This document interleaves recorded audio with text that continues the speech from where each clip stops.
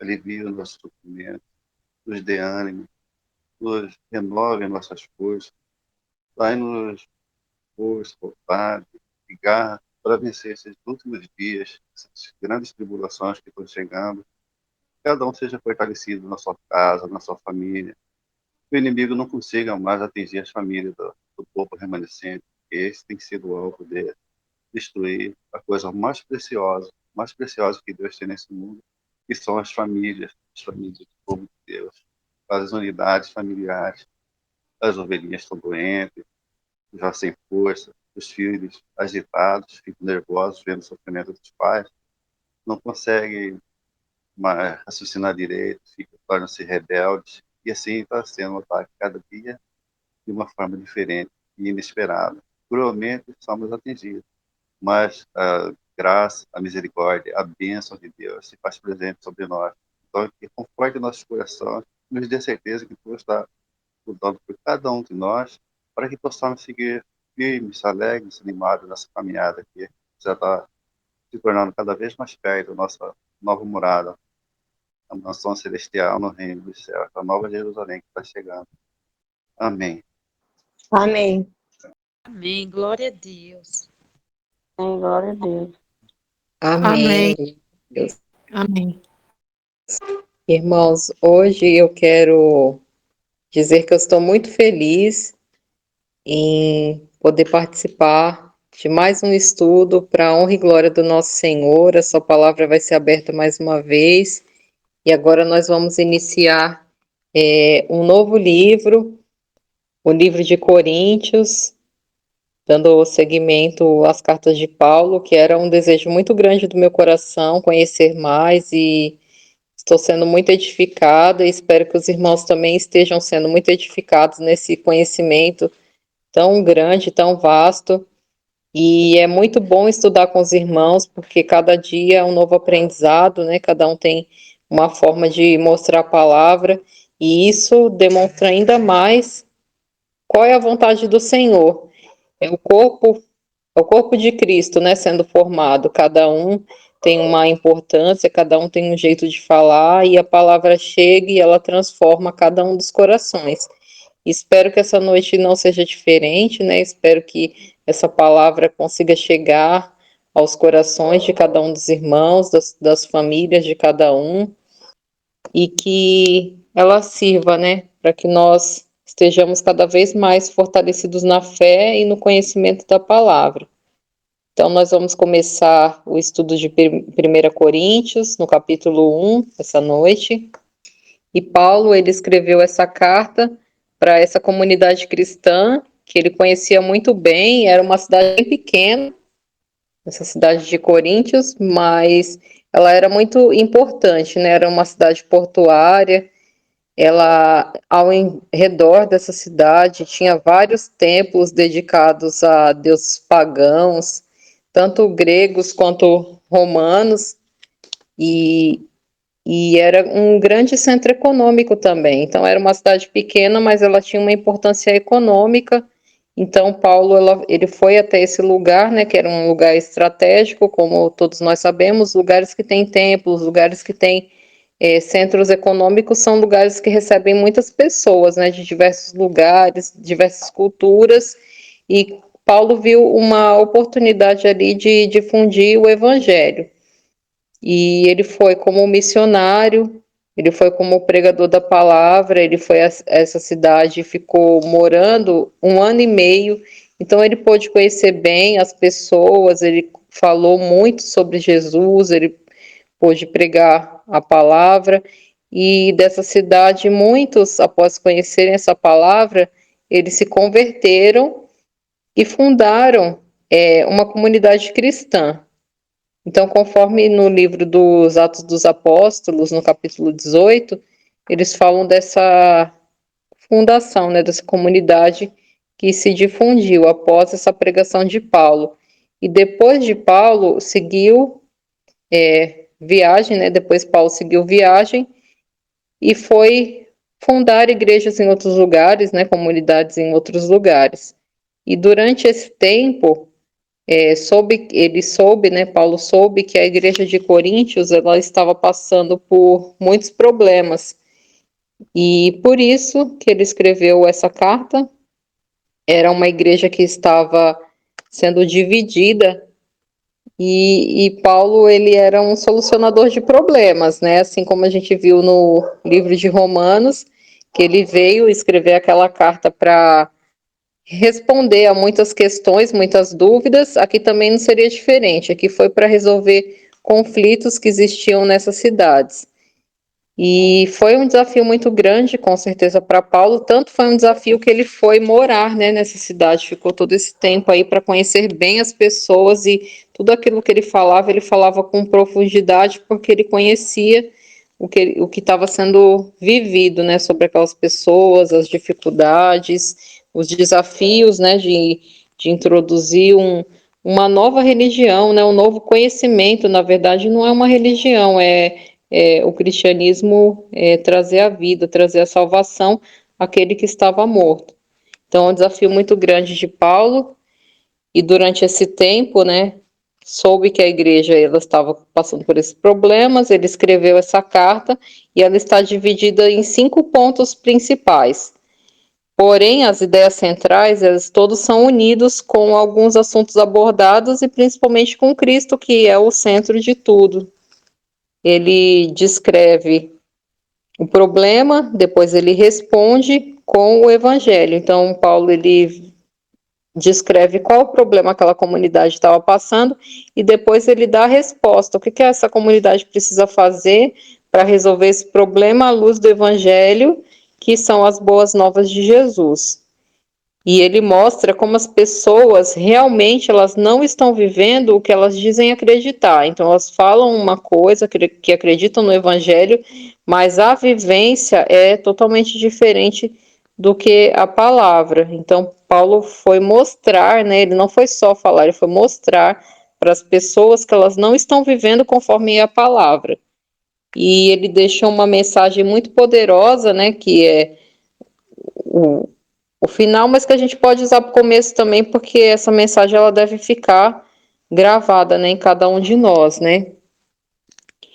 Ele fala que nós devemos abordar todas as questões da nossa vida sob a lente do evangelho. Então, esse é um ensinamento, né, que Paulo deixa para a gente, que a gente pode usar agora desde o primeiro capítulo. Nós devemos abordar todas as questões da nossa vida sobre a lente do evangelho. E ele fala que no capítulo de 1 a 4, ele fala sobre as divisões, né, que existiam dentro dessa igreja. No capítulo do 5 ao 7, ele aborda alguns problemas relacionados à questão sexual que estava ocorrendo naquele lugar.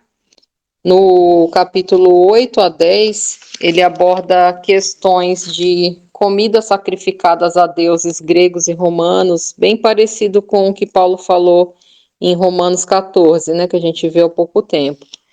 E aqui também eles tinham essas mesmas dúvidas, então ele também falou sobre isso.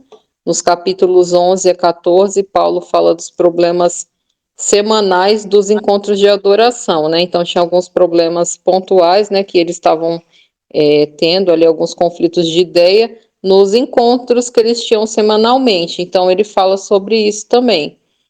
E no capítulo 15, ele fala só sobre a ressurreição de Cristo, né? Ele fala dos problemas que isso estava gerando naquele local, porque muitas vezes o evangelho que estava sendo pregado não era o verdadeiro evangelho, e tinha muitas dúvidas também quanto à ressurreição de Cristo. Então ele dedicou um capítulo só para falar sobre isso, e no capítulo 16 ele fala a saudação final, né? Então, Paulo fala que é chamado pela vontade de Deus, né, para ser um emissário, né, do Messias, de Jesus Cristo, e ele sauda também o irmão Sóstenes, né, que provavelmente eles estavam juntos, né, nessa missão, para toda essa comunidade de Corintos, né. Então, Paulo fala para os que são santificados em Cristo. para aqueles que aceitaram a Cristo como seu Salvador, e para quem recebeu a graça através da justificação pela fé, conforme nós vimos em Romanos. Então, Paulo, ele direciona essa carta para aquelas pessoas que já iniciaram a sua vida cristã e que elas estão buscando uma vida santa, uma vida de santificação através de Cristo, né? Aquelas pessoas que já foram batizadas, né? Então elas já receberam essa graça de Deus através do sacrifício de Jesus, elas já conhecem essa palavra. Paulo já falou com elas antes, né? Então ele veio falar para essas pessoas.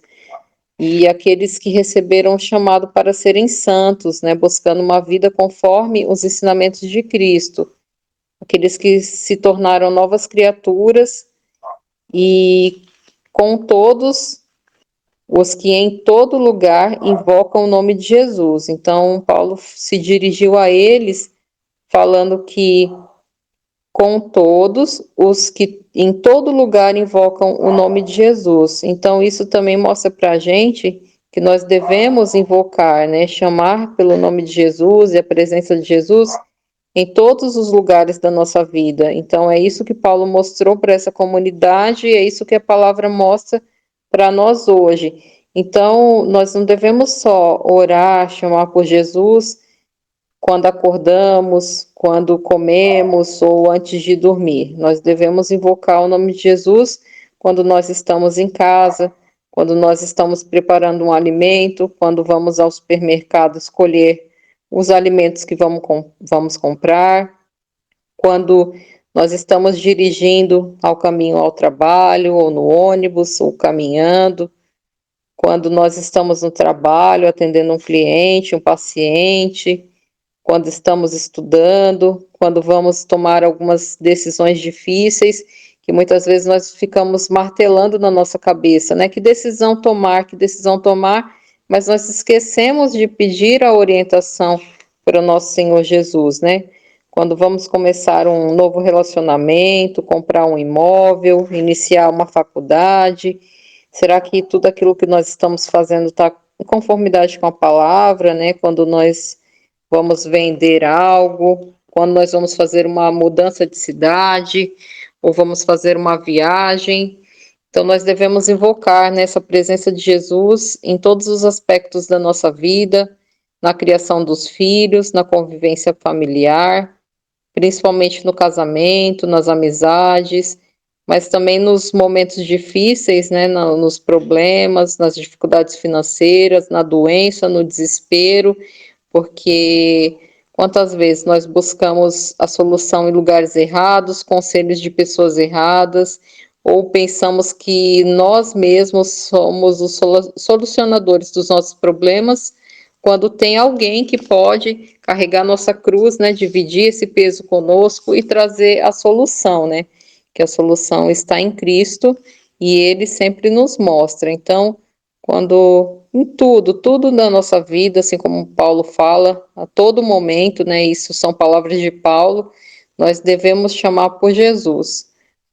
Não é ficar falando o dia inteiro, glória, aleluia, não é isso, mas é pedir a orientação em cada decisão, né, seja ela pequena ou grande, né, sempre lembrar que nós temos um Salvador, que nós temos um mediador, que nós temos um Consolador, nós não estamos sozinhos, né, então nós temos que pensar, né, com a mente de Cristo, sempre assim, o que será que o nosso Senhor faria, o que será que o nosso Senhor como será que o nosso Senhor agiria, né, nesse momento, e assim a gente vai tendo a mente de Cristo, né, vai sendo transformados e modificados, e no versículo 3, Paulo dá graças, né, a todos os irmãos, ele saúda com graça, graça seja com vós, e paz de Deus nosso, e paz do Senhor Jesus Cristo. Então, Paulo, ele faz essa saudação aos irmãos, assim como nós fazemos também todas as noites, e isso também é conformidade da palavra do Senhor, né, saudar os nossos irmãos, desejar uma boa noite, né, desejar o bem, desejar a paz, a shalom, a verdadeira paz que o nosso Senhor tem para nos dar, e que todos sejam acolhidos, né, nesse amor de Cristo, assim como Paulo falou, e também nós pensamos dessa mesma forma, pelos quais vocês foram enriquecidos por ele, né? Então ele fala aqui no versículo 4, sempre agradeço, meu Deus, por vocês, por causa do amor e da bondade divinos dados a vocês por meio de Jesus Cristo, pelos quais vocês foram enriquecidos por ele de muitas formas, particularmente no poder da palavra e na profundidade do conhecimento. Então, que muito bonito, né, esse versículo. Eles falam que alguns que estavam ali nessa cidade de Corintos, nessa comunidade cristã, eles também estiveram em Pentecostes e eles puderam ver Cristo ressurreto e eles puderam ter experiências com Cristo, né, ressuscitado, e isso enriqueceu ainda mais, né, essa comunidade. E não só isso, né, eles foram privilegiados por ter conhecido todo esse evangelho, essa palavra, por Paulo, né, através de Paulo também. E Paulo é um exemplo, né, para nós, porque ele fala que ele não conheceu esse evangelho de homens, né, embora ele tenha convivido com Pedro, convivido com João, mas ele fala que o evangelho foi passado para ele diretamente de Jesus Cristo, né, então esse conhecimento é maravilhoso. Paulo fala que eles foram enriquecidos por Jesus de diversas formas, e particularmente no poder da palavra e na profundidade do conhecimento. Assim como nós também, né? Nesse momento nós somos privilegiados pelo conhecimento da palavra, que eu também considero uma graça que hoje Deus nos concede. Então, todas as noites eu não canso de falar que nós somos privilegiados por poder estar aqui participando, tendo esse conhecimento tão grandioso da palavra e o aprofundamento, né, que quantas pessoas buscam a vida inteira e hoje nós recebemos, né, nós temos acesso a esse conhecimento das escrituras, e quanto mais a gente pede, né, o conhecimento, a sabedoria, o discernimento, mais o nosso Senhor, ele nos enriquece, né, com a graça dele, com o poder, e nós vamos sendo, assim, transformados através da palavra. De fato, o testemunho acerca de Jesus, né, do Messias, tornou-se firmemente estabelecido em vocês. Então, eles foram firmados na rocha, né? Eles tiveram esse pleno conhecimento, esse conhecimento do que é a graça de Deus, qual é o plano de salvação, o que é a justificação pela fé. Tudo isso nós estamos recebendo, o batismo em nome de Jesus, os dons do Espírito Santo. Então, de igual modo, essa comunidade de Corintos, ela também recebeu esse conhecimento e assim eles foram cada vez mais ficando firmes na palavra, estabelecidos, né? E Paulo fala, para que não lhes falte nenhum dom espiritual, enquanto esperam ardentemente pela revelação de nosso Senhor Jesus. Então ele pede, né? E a palavra fala também que a gente precisa pedir os dons, né? A gente precisa pedir essa sabedoria, esse discernimento, e que, igual modo, conosco, na nosso meio, não falte nenhum dom, né? Que a gente esteja completo para aguardar o retorno do nosso Senhor Jesus, né? E ele os capacitará a, a se manterem firmes até o fim. Então, é o Espírito Santo quem nos capacita e quem nos mantém firmes na fé. É ele que convence, né, da justiça, do pecado, do juízo, e é ele que nos mantém firmes na fé. Nós temos que ser firmados na rocha, em Cristo Jesus, e é isso que Paulo fala para a gente. De modo que vocês serão irrepreensíveis no dia do nosso Senhor Jesus e no retorno de Cristo. Então, nossa, que palavra maravilhosa, né? Já pensou, já imaginou nós no grande dia que nós consigamos, né, chegar e ser irrepreensíveis perante Jesus, né? Quem somos nós, né? Pecadores, mas que nós buscamos transformação de vida, para que nós possamos estar também junto com essa comunidade aqui de Corintos e tantos outros, sendo irrepreensíveis diante de Jesus, né? Só através da justificação pela fé do sangue que nos purifica que nós podemos alcançar, né? Algo tão grandioso que é essa promessa aqui para nós. E fala, Deus é fiel, né? Deus é fidedigno. Foi Ele quem nos chamou à comunhão com seu Filho, Jesus, o Messias, nosso Salvador. E então, no versículo 9, é uma revelação muito grande que Paulo nos faz. Ele fala que foi Deus, né, sendo fiel, que nos chamou à comunhão com Jesus Cristo. Então, não existe uma palavra mais bonita que essa, né?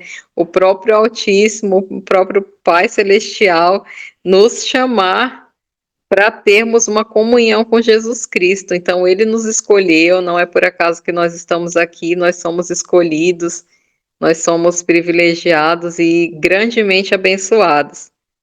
Entretanto, irmãos, né, Paulo faz uma ressalva, né, apesar dessa revelação tão maravilhosa e tão grandiosa aqui que ele falou, ele fala assim: peço em nome do nosso Senhor Jesus, o Messias, que todos vocês concordem no que dizem e não permitam que se dividam em facções, em grupos. Então, é para todos permanecerem com um só pensamento, não é para haver divisões. Ele fala: não permitam que isso aconteça, mas que sejam restaurados tendo a mesma mente e o mesmo propósito. Então, todos têm que pensar juntos, ter a mente de Cristo, ter o propósito em Cristo, o propósito no Evangelho, o propósito na salvação eterna, na ressurreição. Então, é isso que é o desejo dele, né, para conosco, né, para Coríntios e para conosco também, que a gente tem o mesmo propósito, né? A gente tem que ter o propósito, a gente tem que ter um objetivo, a gente tem que saber para onde está indo, né? Senão a gente fica assim como você fala, ventos de doutrinas, né? Um fala uma coisa, você vai para um lado, outro fala outra, e você vai para o outro, e você não fica firme na rocha, porque você não tem a mesma mente, começa a ter muitas divisões, né? E esquece do propósito, que o propósito é Cristo. Porque algumas pessoas, né, ele fala um relato, né, que falaram para ele de uma família chamada Chloé ou Chloe, eles informaram a Paulo que havia muitas discussões, né, entre eles, e ele fala: digo isso porque um de vocês afirmam, eu sou de Paulo, né, eu sigo Paulo, o outro fala, eu sigo Apolo, e o outro fala, eu sigo Pedro.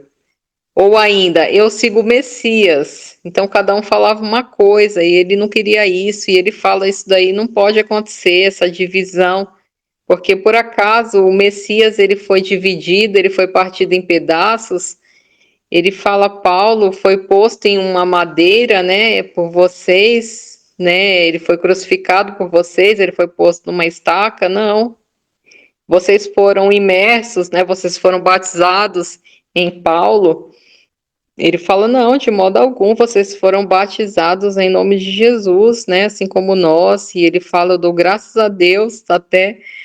E ele fala, por execução de Crispo e Gaio, né? Duas pessoas desse tempo, que ele não batizou nenhum deles, né? Nenhum dessas pessoas que estavam falando: eu sigo Paulo, eu sigo Apolo, eu sigo Pedro. E ele fala que o chamado dele não foi para o batismo, e sim para a pregação do evangelho, para a pregação da palavra.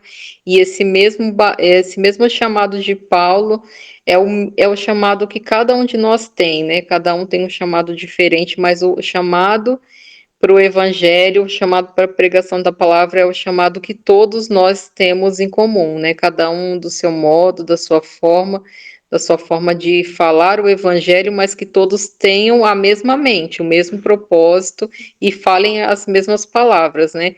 O que muda é a maneira de cada um de ser, de falar, mas a palavra é única, ela não pode ter várias interpretações, né? O chamado é um só, e o Paulo deu esse puxão de orelha neles, né? Porque o Messias não me enviou para batizar, mas para anunciar as boas novas, né? e fazê-lo sem confiar na sabedoria que consiste em mera retórica, em meras palavras, né? Para não roubar o poder da cruz de execução do Messias. Porque a mensagem da cruz de execução, né, a mensagem da cruz é loucura, né, é insensatez para os que estão no processo de destruição, né, para aqueles que não conheceram a luz da palavra, aqueles que estão nas trevas, aqueles que estão no mundo, para eles essa palavra é loucura. E se é hoje, no nosso tempo, tantos anos, né, mais de 2022 anos, de, de palavra, né? Mais de 2000 anos de evangelho, ainda é loucura. Muitas pessoas não suportam ouvir a palavra quando você fala, elas querem sair de perto, elas mudam de assunto, elas não suportam ouvir. Quanto mais nesse tempo de Paulo, né? Esse tempo que as pessoas cultuavam tantos deuses, tanto paganismo, essa mensagem era loucura, uma pessoa ressuscitar, uma pessoa trazer a salvação, né? Como assim? Um filho de Deus, né? Eles que tinham vários deuses, mas imaginar que um filho de um Deus todo-poderoso, o mais poderoso de todos, pudesse virar homem, né? Vir como homem e trazer a salvação, morrer por nós. Então isso era loucura para eles, loucura para todos ainda que se encontram em trevas, mas para nós não, nós é uma palavra de vida, né? De transformação.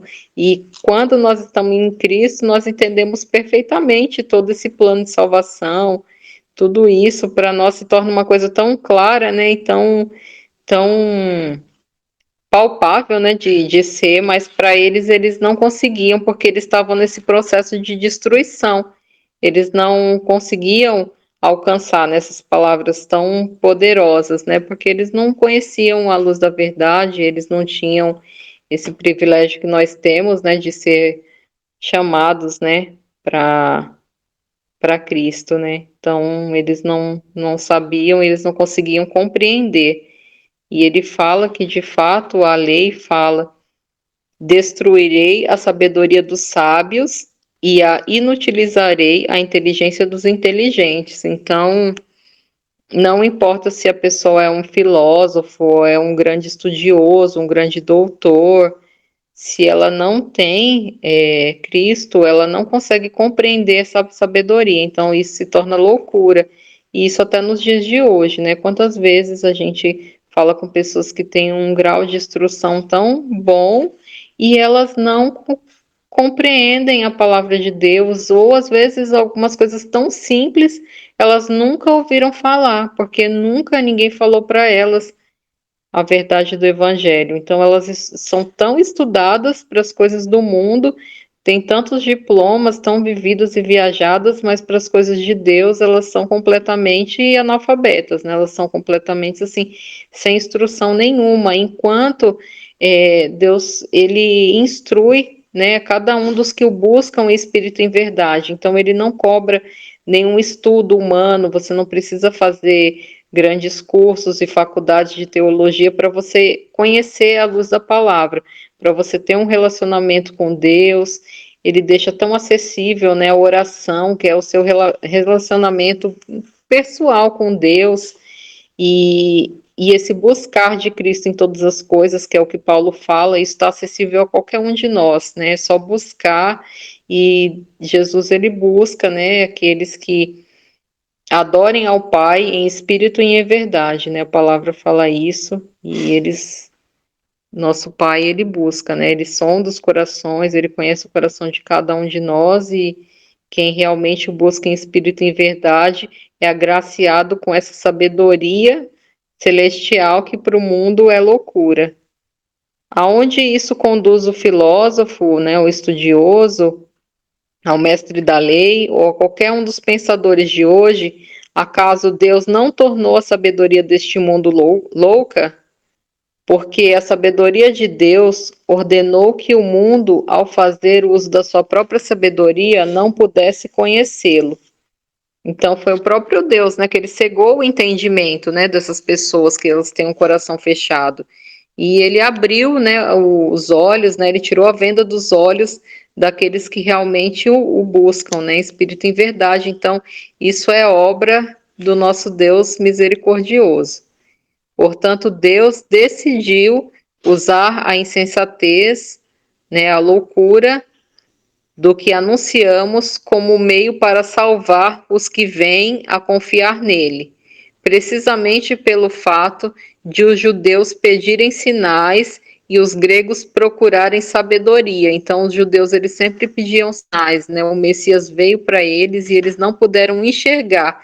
Eles olhavam tantos os sinais, mas quando o sinal, né, nem era o sinal, o Messias, o Salvador, estava bem na frente deles, eles ainda estavam buscando sinais e eles não conseguiam enxergar que a salvação estava ali na frente deles.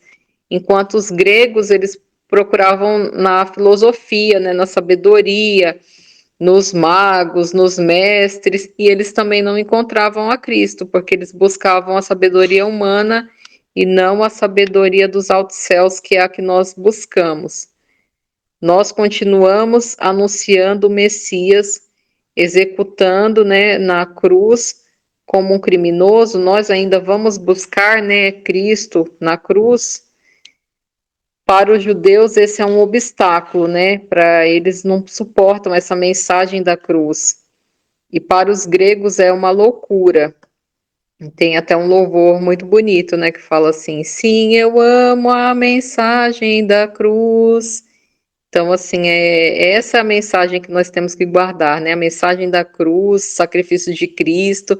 E para a gente é um orgulho tão grande falar, né, dessa mensagem, ser o portador dessa mensagem, mas para os judeus, para os gregos, né, para quem busca sabedoria humana, isso é loucura, né? Eles não suportam ouvir essa mensagem.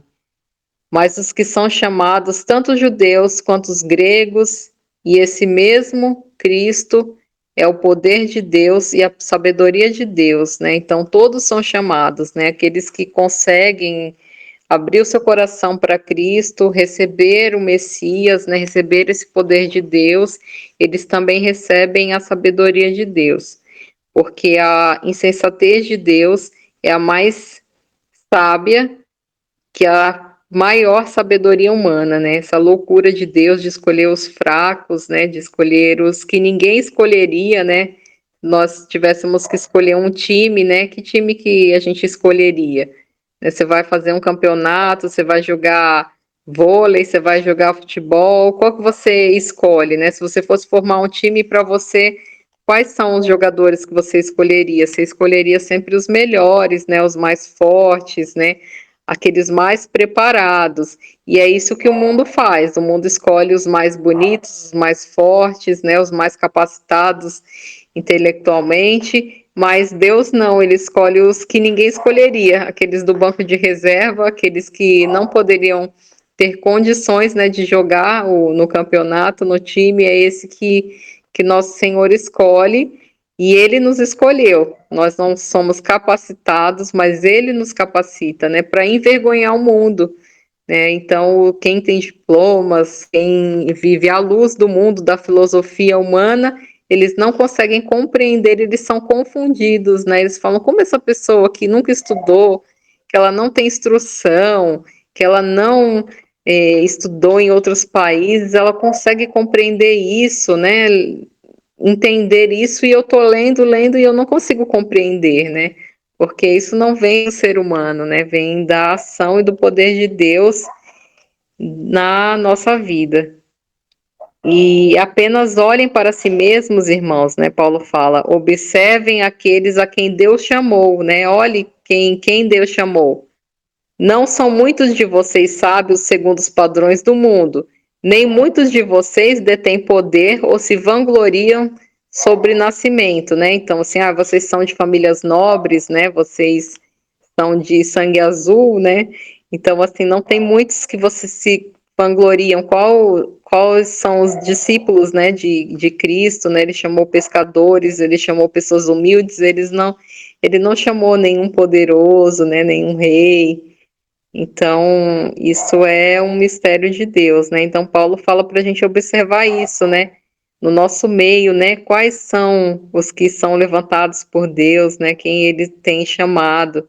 Ele pode levantar poderosos também, como ele fez muitas vezes, mas ele pode se tornar, né, tornar um fraco, aquele que ninguém escolheria como um poderoso, né, assim como ele fez com o rei Davi. O rei Davi, ele fez isso. Aquele que nem o próprio pai lembrava, né, ele falou, não,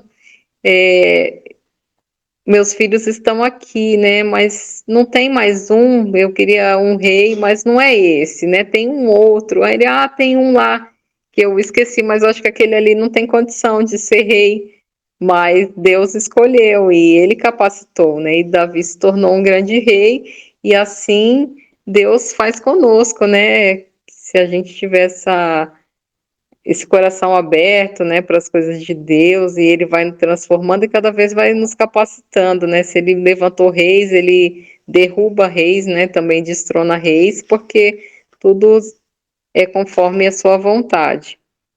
E ele fala, não sou muito de vocês sábios segundo os padrões do mundo, né, nós não temos o padrão do mundo e nem queremos ter esse padrão do mundo. Nem muitos de vocês detêm poder ou se vangloriam de nobre nascimento. Deus, porém, escolheu o que o mundo considera insensato, com o objetivo de envergonhar o sábio. Deus escolheu o que o mundo considera fraco, para envergonhar o forte. E Deus escolheu o que o mundo despreza por ser comum ou considera sem valor, a fim de reduzir a nada o que o mundo considera importante, para que ninguém se vanglorie diante de Deus. Então, se fosse um poderoso, né, ele poderia falar, é porque eu estudei muito, é porque eu nasci nessa família, e é por isso que eu fui escolhido por Deus, é porque eu sou mais bonito, mais jovem, mais rico, mas para que ninguém possa se vangloriar, né, diante de Deus, ele escolhe quem ele quer, ele capacita quem ele quer. E muitas vezes aquele que nós não escolheríamos para o nosso time, né? Aqueles que nós não queríamos nem ficar perto, né? Quantas pessoas Jesus curou, quantas pessoas Jesus chamou, né? E são pessoas que ninguém queria ficar próximos, né? Então Cristo transforma, né? Cristo transforma a vida de cada um que se deixa receber essa transformação de vida. Aqueles que ninguém queria perto, aqueles que eram leprosos, né? Aqueles que estavam abandonados, que ninguém queria ficar próximo para não se contaminar, Deus tocava nele, Deus escolhia eles. Então, da mesma forma, Cristo é o mesmo, né? Deus é o mesmo e nosso Salvador também é o mesmo, então ele também continua nos escolhendo. E por meio da atuação dele, que vocês estão unidos a Jesus Cristo, e ele se tornou para nós sabedoria da parte de Deus, bem como justiça, santidade e redenção. Então, essa mensagem é muito bonita, né? Que Paulo fala, né?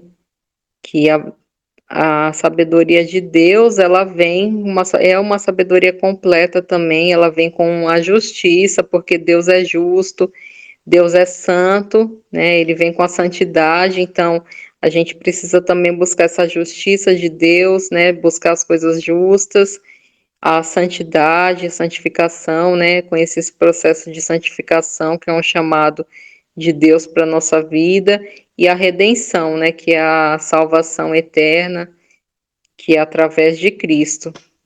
E Paulo termina esse versículo, né, essa carta, no versículo 31, fala: portanto, como diz a palavra, quem deseja gloriar-se, que se glorie no Senhor, né? Que se glorie em Deus.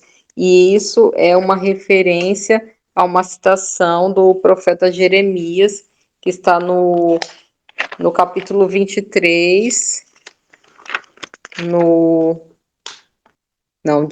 capítulo 9, no versículo 23 de Jeremias. Então, essa última citação de Paulo faz uma referência a Jeremias, e Jeremias fala: aquele, porém, que se quiser vangloriar, glorie-se de possuir inteligência e de saber que eu, seu Deus, exerço a bondade, o direito e a justiça sobre a terra, pois nisso encontro o meu agrado. Amém.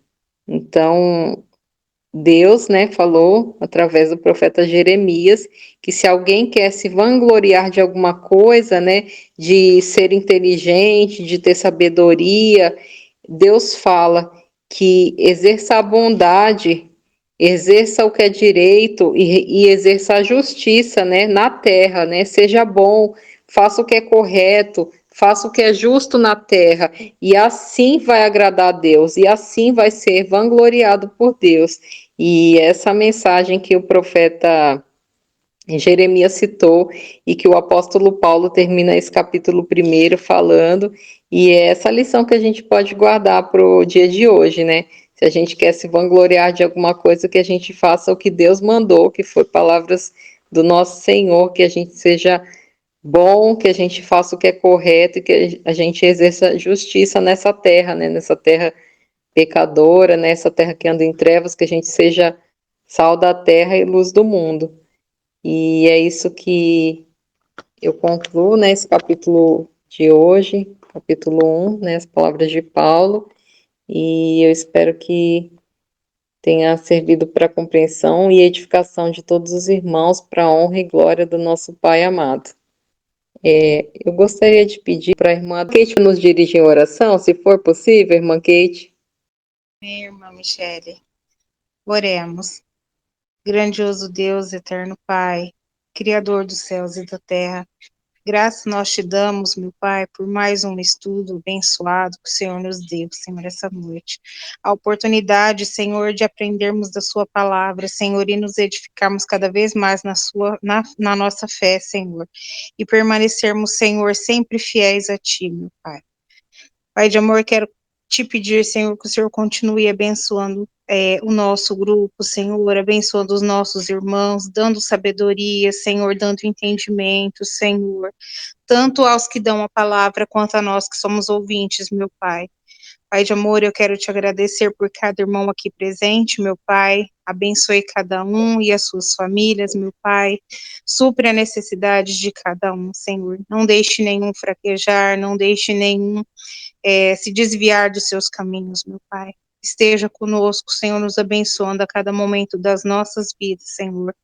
Nos proteja, Senhor, do maligno, nos proteja das armadilhas que Ele tem feito para nós a todo instante, Senhor.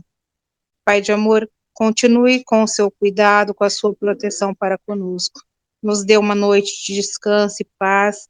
Nos dê uma noite, Senhor, que nós possamos descansar, Senhor, que nós possamos recuperar as nossas energias para amanhã ter mais um dia, Senhor, e um dia abençoado, um dia de preparação, meu Pai. Esteja conosco, mais uma vez eu quero te agradecer pela palavra, Senhor, e que nós possamos ter sempre essa oportunidade, Senhor, de estarmos aqui para aprendermos cada vez mais, meu Pai. Essa é a oração que eu faço no nome do seu Filho amado, Jesus Cristo, hoje e sempre, meu Pai. Amém.